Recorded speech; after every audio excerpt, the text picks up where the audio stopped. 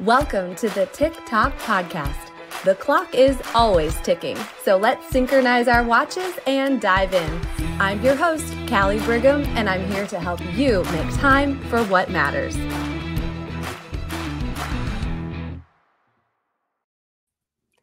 Hey friends, welcome back to a bonus episode of the TikTok podcast. And if you have listened to 1 or 10 or 70 of our episodes so far, anytime that we have a special guest on, I have a practice at the end where I ask them if they had a bonus hour, what would they do with that extra hour? And the answers have been so great. I mean, they have been from taking a nap to cleaning out a closet to sitting and watching a sunset, you name it.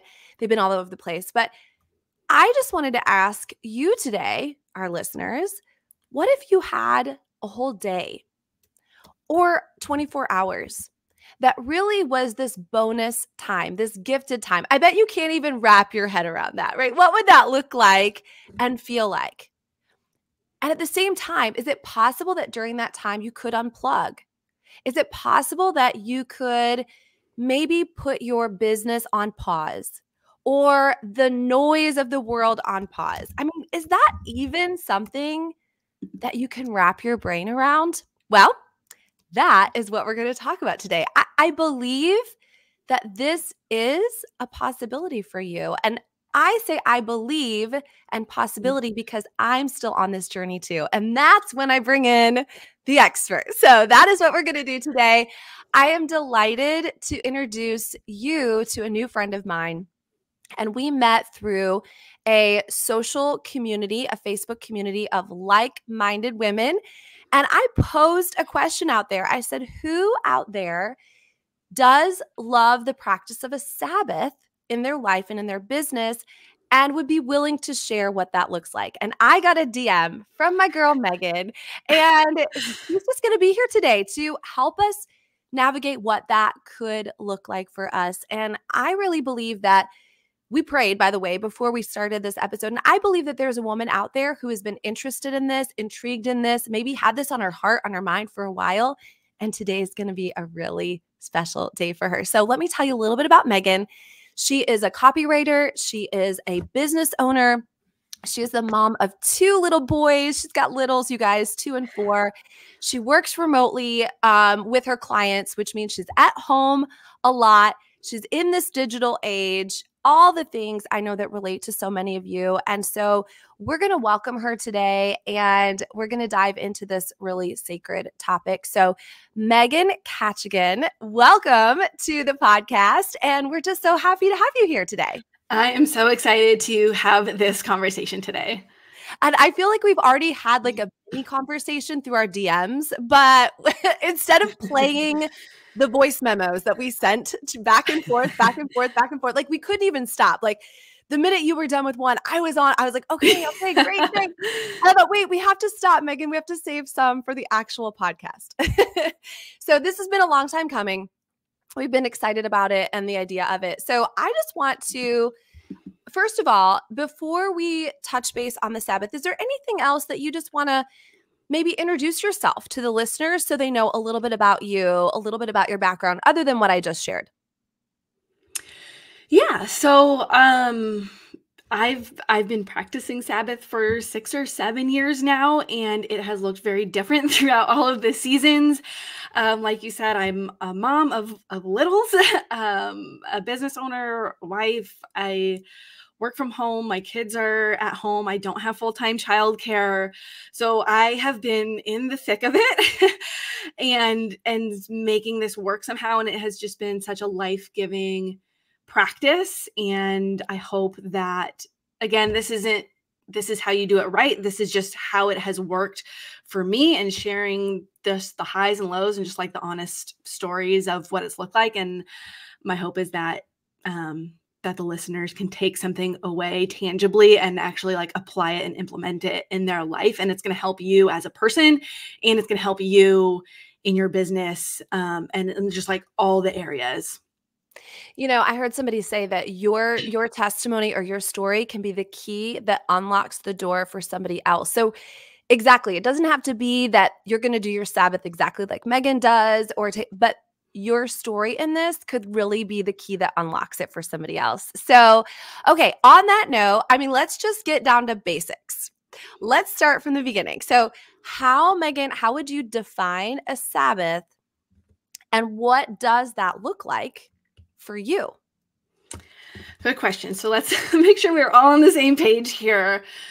Sabbath to me is, yes, a day of rest, but for me, that goes beyond just physical rest. It's a time where you get to slow down and delight in the joys already present in your life. It's not a matter of one day when I reach this level, or one day when my kids are older, or one day when XYZ happens, but like, what is there right now?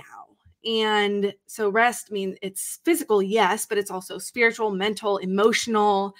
And I feel like as busy, ambitious moms, it is so much more important for us to be well rested, for our nervous system to be regulated, so that we can do all of those things well and not from a place of hurry or rush or things like that. And I think about the idea of like high quality leisure. That is a term that comes from Cal Newport. I love his book, Digital Minimalism.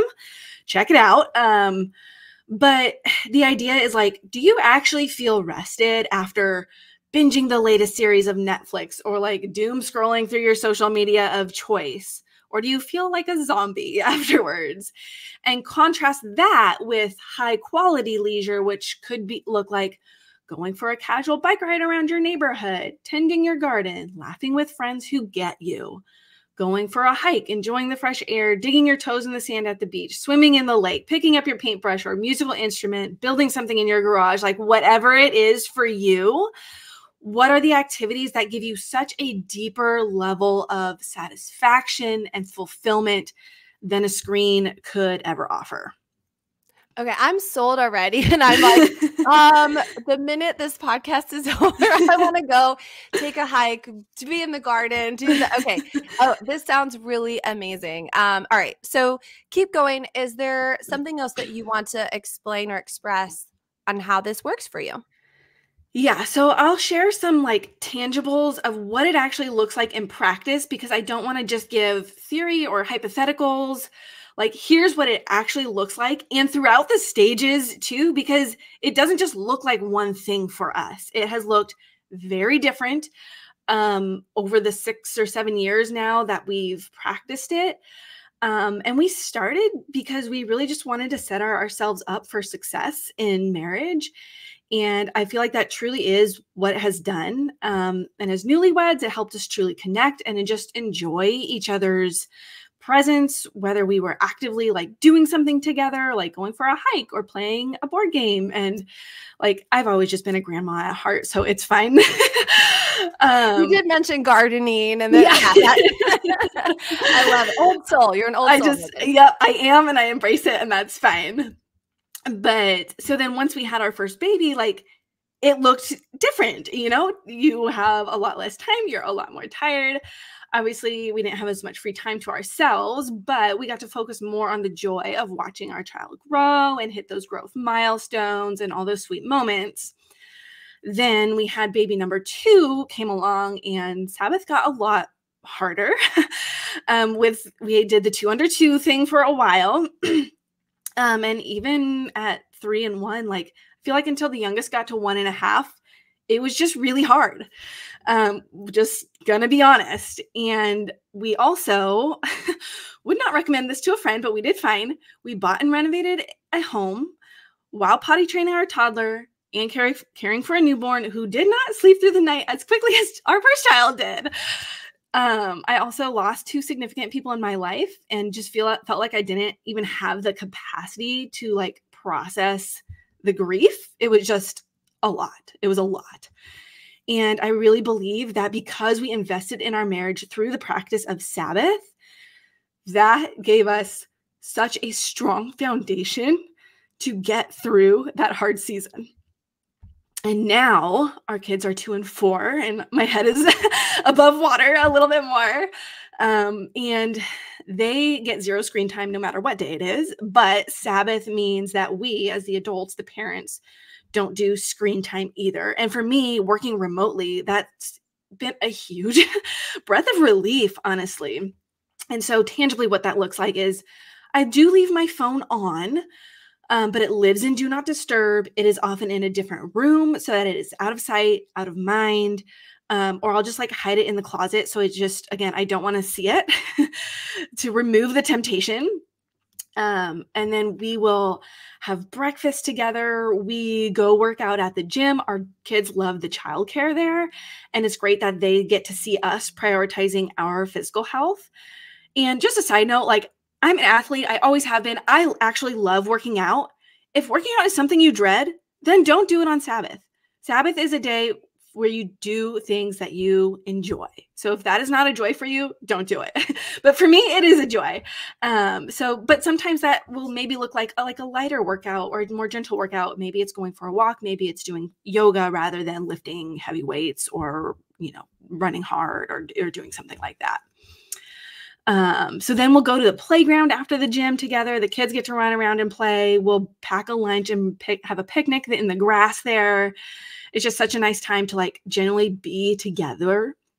Then it's nap time for our youngest and quiet time for our older one. We'll work together in the garden. He loves trash trucks. So he pretends he's the trash truck and he'll like take the weeds and put it in the trash can. And he just absolutely loves it.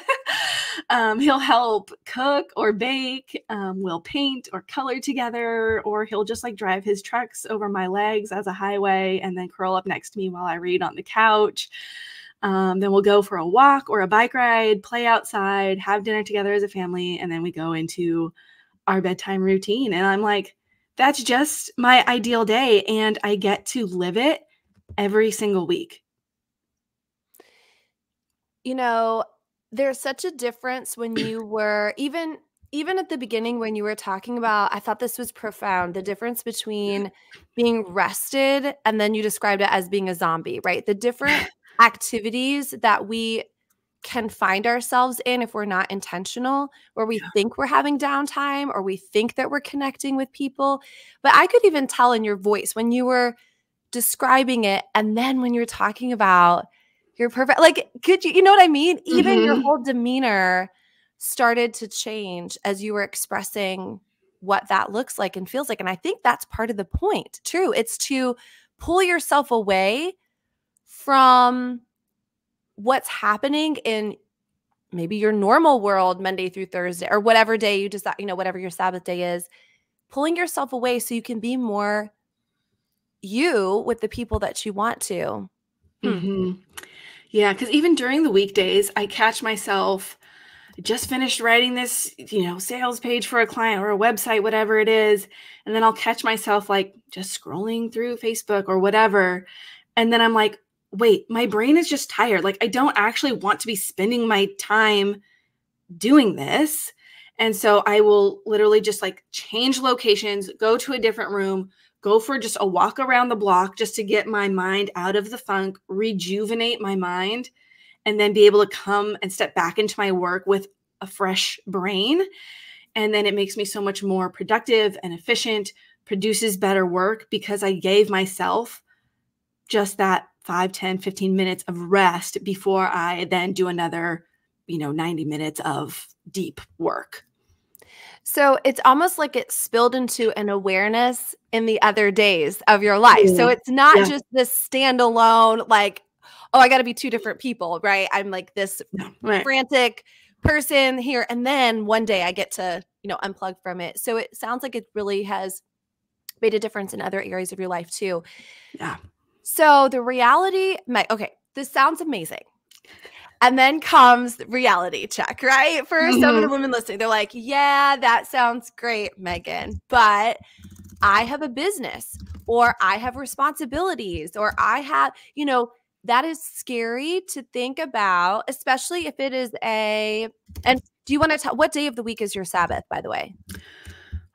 So we typically do Friday night to Saturday night works for us. I know standard people say just do it on Sunday because that's when you go to church.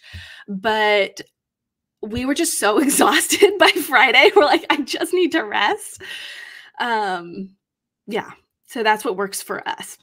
Yeah, and I think that's probably part of the answer is what works for you. And for some people, they're in ministry. And so the idea of Sunday being a Sabbath is That's their not workday. ideal. That is not Right. going to happen, right? Their Yeah. Sabbath might be Friday, like all day Mhm. Friday. So, but again, back to the point of it sounds good, but I don't know that I can afford, whether it's mentally, emotionally, or in my, to take this day off. What would you say that would encourage them to give it a try?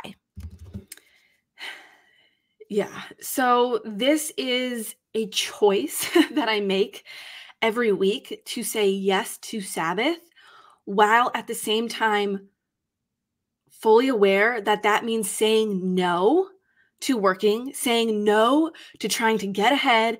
Like the to-do list never ends. No matter how much you work, there is always that other thing more that you could be doing. So it's deciding what is enough, but also at the same time, there's a mindset shift there of realizing if you keep doing more, you're going to keep being busy. And if you don't want to be so busy, headed toward burnout and overwhelmed and overstimulated all the time, you've got to stop. You've got to slow down. You really can't afford not to. And this is part of our design. Think about this. Even God took a day off. In Genesis, we read that on the seventh day, he rested. God rested. And if God needed to rest, how much more do we? And I think there's this misconception here that rest only means physical rest. And sure, that's part of it, but it's not the whole picture. It's not about stopping and doing nothing because so many of us can't imagine like how do I just sit there and do nothing? But I think it's more about like actively filling up your tank. Like you are putting gas in the car at the gas station. So what actually nourishes you? And I'll give you an example again because tangibles are helpful here. Like for me, it's going outside barefoot in my backyard, feeling the sunshine on my skin. I live in Southern California, breathing in the fresh air. It's hearing my kids' laughter together. And honestly, when I wrote out this list of like what makes me feel joy, what makes me feel abundant, what makes me feel fulfilled, it was all these things that are one, free, and two, available to me right now. Not when I hit a certain level of business, not when I hit that next income level, not when my business reaches this certain point of scaling, but right now. It's for you at those points, but it's also for you while you are on your way to your very ambitious goals. And I think too that we hear a lot in the entrepreneur world that like rest is productive. And that is true. And that's not entirely the point. Yes, rest is productive, but if you are resting only for the sake of because then you can go be productive and go again in your business, I think there's so much that you miss out on. The point is to delight in your work and what you have made. Include not just your work, what you have made, but also like the children you have made. And our busy hustle culture has made it seem silly to prioritize joy. And then we miss the whole point. We think joy is for one day out off in the future, but it's for now too. And Sabbath is absolutely the best day of my week, every single week. And like you were saying before, I find ways to try and bring it in to my weekdays too. But it fuels my work. It brings more joys to my day. I don't feel like my babies are growing up so fast. I'm excited about who they are becoming. I don't feel like I'm missing out on any milestones or any moments because I'm present to making the memories with them as they are growing up. And it helps me be fully present to my work when I'm working and fully present to my family when it's family time. And I have created the boundaries that work for me, so that, because I don't ever want either one to only get half of me. That's not fair to either one. You said something that I think was totally paradigm shifting for me, and I did not expect that today. When you talked about that there is maybe a fallacy, maybe some of it's true, but maybe it's a little bit of a fallacy that that we take this rest so we can be more productive.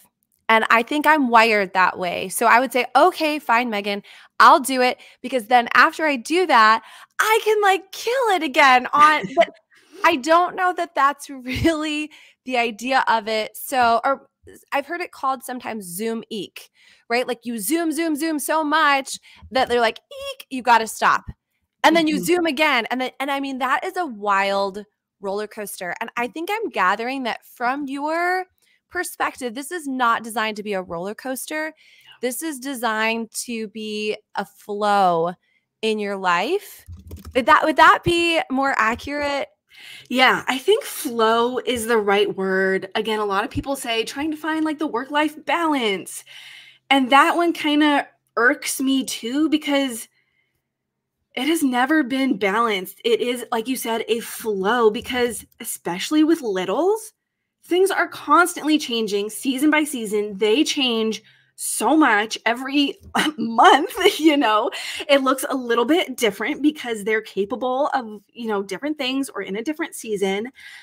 And it's more of a dance and a flow, and just the ability to step back and observe them and see how I can really meet them where they're at, to love them well, versus trying to like, go, do all the things and like running around with a chicken with your head cut off. And like, that is not serving anybody.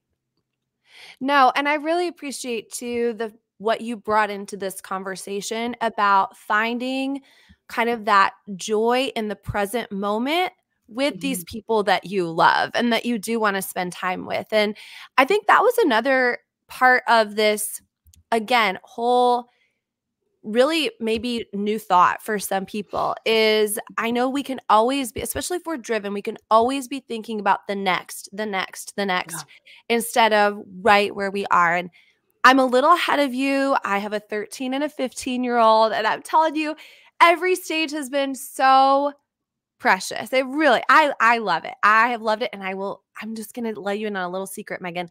Teenagers are my favorite. So they really are. Like, it's Good. really my favorite. And I can find myself now with an 8th grader and a sophomore thinking my time is fleeting. Like it is going by in a snap. And I don't want to wish any of it away. So I love also that premise of you really have this time that you have set aside to just be with each other. I love that. Yeah. I'm going to make my teenagers be with me. No, they like it. They like it. It's good. It's good. Okay. I'm sorry. You were going to say something else about that? It slipped my mind. It'll come back to me. Okay. So I have a feeling there's probably a few listeners who are just like, amen, amen. I do this. I just needed a reminder. Thank you for a little bit of the tweaking of it. Again, the priority of this isn't so that I can go out and wear myself out the other 6 days of the week and then like, have to recover on my 7th day or my Sabbath. But I have a feeling there's a lot of women that, again, this is maybe the first time they've heard of this.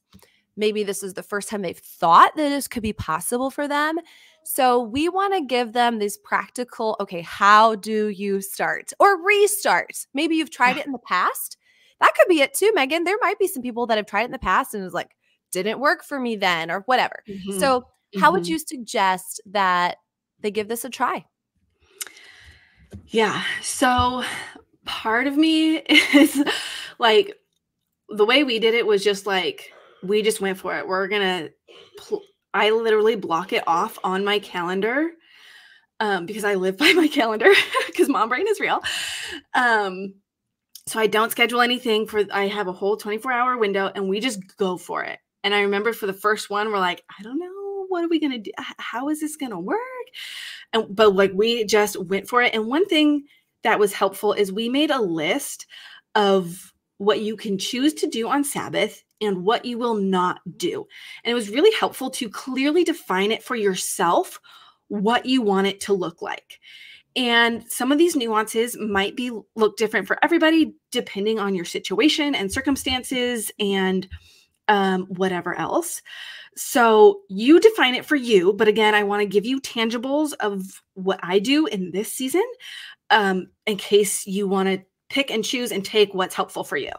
So, for example, things I do on Sabbath include I get outside.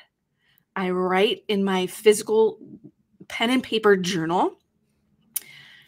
I take a bubble bath, lavender bubbles, maybe even light a candle, and I lock the door because I just need mom time. I mean, without being a mom. I do my nails.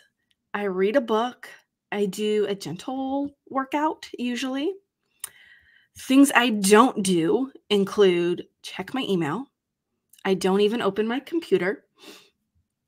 I actually physically power it down, like not just close it to go to sleep, but physically power it down because that changes your mental space. I don't scroll on my phone. I don't go shopping, and I don't spend money. We treat it as a no spend day because we want to live like what we already have is enough, because it is. So if doing a whole 24 hours feels like, I don't know, this seems like, how do I do this? Start for putting your phone away for 1 hour. Hide it in the closet on do not disturb. And then I would also say plan a fun activity so you forget that like you even want to do these other things. Go for a hike, go to the beach, whatever it is you love to do, literally make a list and have that list visible on your designated Sabbath time, whether that's an hour, whether that's half a day, whatever that needs to look like for you in this season. Then like make it work for you. And then you can always grow it from there. I know some people who started with a 24-hour Sabbath and now they do 48 hours or they did 36 and then went to 48. And again, these are people like me who are in business, moms, young kids. Yes, it is harder and it is different for us. And it's not an excuse to let go of this practice. It's more of a reason why we need it, because we are overtouched and overstimulated and doing all the things. And yes, it is so beautiful that we can and are called to pursue all of these beautiful ambitions as moms and as more than moms. And to do all those things well, we need to fuel and nourish ourselves. And that looks like taking mental, physical, spiritual, emotional rest and pouring into yourself so that no one gets half of you. No one gets 30% of you. No one gets you running on empty. Really, it's probably the woman that in some ways might be resisting this the most that needs it the most. Yeah. And don't get me wrong, I've been talking about all these things, but like, I still lose my patience. I'm not that's perfect mom. That you're real, Megan. Things still don't go according to plan or how I am still a work in progress. So let's just keep it real. And again, it just reinforces how necessary this practice is for me. It's like people who like, oh, I can't do yoga because I can't touch my toes. Like, well, that's why you should do yoga, is so that you can practice and gain the flexibility to touch your toes. And your first yoga pose is gonna not look great. And then over time, you're gonna look back and see how far you came. And I love the simple steps. I love just giving it a try for an hour. My podcast last week, I actually talked about when is a good routine a bad thing? And sometimes we can just really get so into the habit of doing something and it doesn't serve us well. And Megan, the other day, my phone died. I usually go for about an hour and a half walk and run every morning. and I work the first half. And then when I run home, I don't work. Well, my phone died at the very beginning. And I almost just turned around and went home. I didn't know what to do with a dead phone and I knew it was going to be gone a long time. Oh my word. I mean, I heard the birds chirping more. Yes. The sun was shining. I live in Northwest Florida, so I live right by water. The sun was like shining like diamonds on the water. I looked around. I had prayer time. I had clarity in business stuff. And I thought to myself, what if I did this once a week? Like, what if I did this once a week? It was the most refreshing, beautiful feeling. And I didn't feel like when I got home, oh no, I'm behind. See, I think that sometimes, again, a Sabbath feeling is I take the time off, now I'm behind. I didn't feel like that at all. I felt like I was so much more grounded and confident and ready to take the next step. But that was an aha for me. So for anybody else that's out there that's thinking, I can't be away from my phone, I promise you will not feel behind as long as you use that hour in a purposeful way. And I don't mean productive way, but a purposeful way. And that's where you said making that list of what I'm going to do and what I'm not going to do. Okay, this is good stuff, girl. This is really, really good stuff. You are honest, you're transparent, you're relatable. Is there any last thoughts that or anything we didn't cover that are on your heart for our girl that's listening to this today? Yeah, I would just reiterate what you said. Like, taking time off doesn't mean that you're behind. And I feel like there's no way I can logically explain that to someone. You just have to do it and experience. And then you realize what a silly fear that was. It's not true. It's like one of those things, like, you try and tell like the new mom at the baby shower, give advice. I'm like, you don't know until you know. And I feel like Sabbath is kind of the same thing. Like, you just don't know how good it is until you do it. Just bite the bullet and do it. And then you're going to be craving more of it and trying to see how you can incorporate more of it into your life. And I'm just trying to get off, like, even though all my work is remote, I'm trying to see ways that I can get off the screen more and more, because just life off the screen is just so beautiful. And how can I honor both? And like what you said, like, I remember I forgot my phone going to the gym one day, and I was like, shoot, should I turn back for it? No, we're not going to get to preschool on time. We walked to preschool. And then I dropped my oldest off, and then the gym is right across the street, and my youngest goes to the childcare there. And that's part of our morning routine during the weekdays. And I was like, no, I'm just going to leave my phone behind. And I was so less stressed. Like, I didn't have to constantly check the time of like, are we going to get it on time? Are we going to make this light? Are we going to make it to school like right on time before they start their little circle time? I didn't have that anxiety. And then at the gym, I was like, I'm going to look like a psycho. I don't have my earbuds in. I'm not listening to music. I'm not following my workout app. What am I even going to do? But then I actually got the opportunity to trust myself. And like, I know how to put together a workout. I know what to do in the gym. I go every single day. They play music at the gym, or like, wow, I'm so much more present to like say hello to the other regulars that I see there every morning.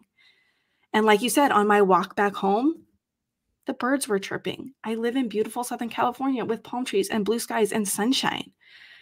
And I'm paying for the cost of living here. And why am I not enjoying it more? And it's because we're so rushed and not slowed down enough to appreciate so much around us. And like, we just need that stare time of like, stare out the window and do nothing. Do you know how wonderful that is?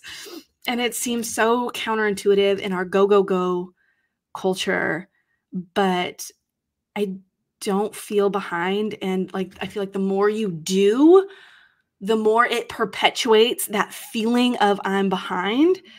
Whereas when we stop and delight and nourish, you realize I'm right where I'm meant to be on my path. This is so good. I kept thinking when you were talking, girl math, like we talk about girl math, right? Yeah. Or whatever.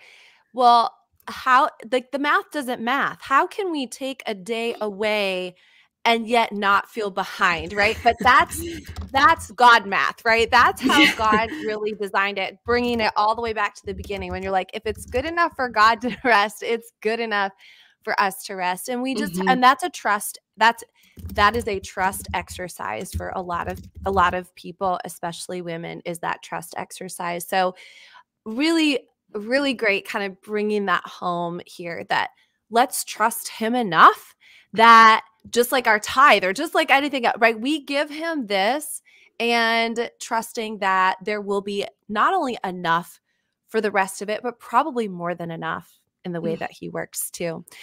So, all right, this is going to be the weirdest question that I've ever asked my guests, because I normally give you a gift at the end, Megan, and it's the gift of a bonus hour. Like, what would you do? But I'm still going to do it. I'm still going to give you this gift. So it could be as part of your Sabbath. Now it's a 25-hour Sabbath, or it could be in the middle of a Tuesday afternoon, but you don't have to account for it.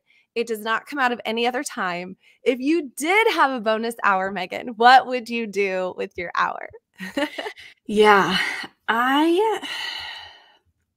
what's coming to mind for me right now is I would journal throughout the hour, because right now I do journal, but it never feels like enough, or I could always get more out, or I'm interrupted and someone needs, a snack or milk or hungry, or it's time to go pick someone up. So to have just an uninterrupted hour, no one's talking to me, no one's touching to me, I'm just with my thoughts without littles tugging at me, that feels super restful for me. Well, I think that's a perfect answer. Words are your thing. You're a copywriter, right? Yeah. That's the lane in which you thrive. And so that's a perfect answer. I love that too. I do a lot in the morning. I get up before the kids, but it always seems like they're coming down the stairs and I'm just not quite ready and I'm just not quite done.